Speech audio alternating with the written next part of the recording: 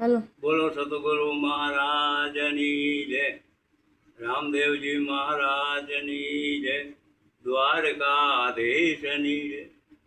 શ્રીમદ ભાગવત ગીતા જે વ્યક્તિ પાઠ કરતા હોય, એક આધ્યાયનો કરે કે બે આધ્યાયનો કરે, બે પાનાનો કરે, પણ વાહે છે ને એનું માયતમ તો એને બોલવું જ પડે। માયતમ વગર મેળ આવે નહીં માયતમ। એટલે હું છે ને ગીતાજીનું માયતમ બોલું છું, ધ્યાનથી સાંભળજો। અલગધામ આશ્રમ ખંડેરા। શ્રી પૃથ્વીએ પૂછ્યું કે હે ભગવાન, હે પરમેશ્વર, પારબંધ કર્મ ભોગવી રહેલા જે મનુષ્ય ગીતાના અભ્યાસમાં રત રહે છે તે કર્મફળ શક્તિ વગર અને કર્મથી લોપ આતો નથી અને એ જ ખરેખરો સુખી છે। માણસ જો ગીતાના જ્ઞાનનું ધ્યાન કરતો રહે તો જેમ કમલપત્ર જળને પાણી સરપટ કરતું નથી, એમ ગમે તેવા મોટા પાપો સરપટ કરી શકતા નથી। જ્યાં ગીતાનું પુસ્તક હોય એનો પાઠ થતો હોય, પ્રયાગ આદિ સર્વે તીર્થો તેમજ ગીતાજી પર્વત દેવો ઋષિઓ યોગીઓ નાગો ઉદય ગોપડો અને પાપડો તરસ થાય જાય છે। જ્યાં ગીતાનું વાંચન શ્રવણ થાય ત્યાં હે પૂછ્યું હું સદા નિવાસ કરું છું। હું શ્રી ગીતાને આશ્રય રહું છું ને ગીતા મારું ઉત્તમ ઘર છે। ગીતા જ્ઞાનનો આશ્રય કરી હું ત્રણ લોકનું પાલન કરું છું। ગીતા મારી પરમ શ્રેષ્ઠ વિદ્યા અને બમ રૂપિણી છે, એમાં સંશય નથી। વળ્યા ગીતા શ્રી કૃષ્ણ પોતાના મુક્તિ અર્જુનને કહેલી ત્રણ વેદરૂપી પરમાનંદ રૂપી તત્વરૂપી પદાર્થમક નામથી જે મુક્ત છે। જે મનુષ્ય નિત્ય આ ગીતાના 18 અધ્યાયનો જપ કરે તે જ્ઞાનરૂપી સિદ્ધિ પામે ને પછી તે પરમપદને પ્રાપ્ત કરે।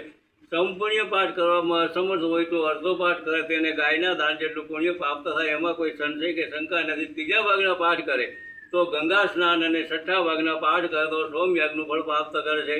જે મનુષ્ય ભક્તિભાવ સહિત નિત્ય એક અધ્યાયનો પાઠ કરે તે રુદ્રનો લોક બની શિવજીનો ગણ બની ચિરકાળ વચ્ચે છે। હે ધરતી, જે મનુષ્ય નિત્ય ગીતાનો એક અધ્યાયનો એક શરણનો એક શ્લોકનો પણ પાઠ કરે તે મનવર દેહ સુધી મનુષ્ય મેળવે છે। અને જે મનુષ્ય ગીતાના 5, 7, 2, 3 કે 1000 શ્લોકનો પાઠ કરે તે 10,000 વર્ષ સુધી ચંદ્રલોકને અવશ્ય પામે છે। જે મનુષ્ય ગીતાના પાઠમાં જોડાય મરણ પામેલો મનુષ્ય પશુ આદિનો અધમ દેહ ન પામતા પામી અને નવા જન્મમાં ગીતાનો ફરી અભિયાન કરીને ઉત્તમ મુક્તિ પ્રાપ્ત કરે છે। ગીતા ઉચ્ચાર સહિત મૃત્યુ પામનાર સત ગતિને પામે છે। ગીતાનો અર્થ સાંભળવામાં તત્પર બનેલો માણસ જો મહાપાપી હોય તો વૈકુંઠ પામીને વિષ્ણુ સાથે આનંદ અનુભવ કરે છે। જે અનેક કર્મ કરી નિત્ય ગીતાના અર્થને વિચારે તેનું જીવન મુક્ત છે એમ જાણવું અને મરણ પરિચય પરમપદને પામે છે। ગીતાનો આશ્રય કરીને જનક આદિ ઘણા રાજાઓ પાપ રહી થઈને લોકમાં ગવાય અને મૃત્યુ બાદ પરમપદને પામ્યા। જે ગીતાનો પાઠ કરીને આ મહત્વનો પાઠ ન કરે તે ગીતાનો પાઠ સમરૂપ કહ્યો છે, માટે આ મહત્વ સહિત જેનો અભ્યાસ કરે તેનું ફળ તાત્કાલ પામે દુર્લભ ગતિને મેળવે છે। શું કહે છે? હે ઋષિઓ,